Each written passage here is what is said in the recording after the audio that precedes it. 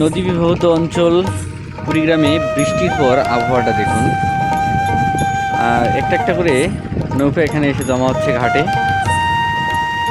মাঝিরা মাছ সংগ্রহের পর নৌকা নিয়ে ঘাটে এসে উঠছে।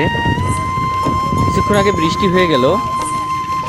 বৃষ্টির পর আবহাওয়াটা দেখুন, কি অসাধারণ, এত মনোরম, এত সুন্দর, আসলে বলাই মুশকিল। এত বিশুদ্ধ অক্সিজেন পাওয়া যাচ্ছে, আপনি নদীর সাথে না দাঁড়াইলে বুঝতে পারবেন না।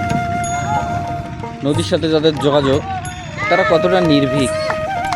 এই সর্বগ্রাসী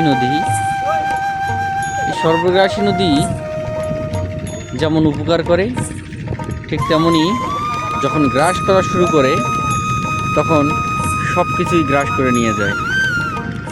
তো এতটুকুই বলার ছিল।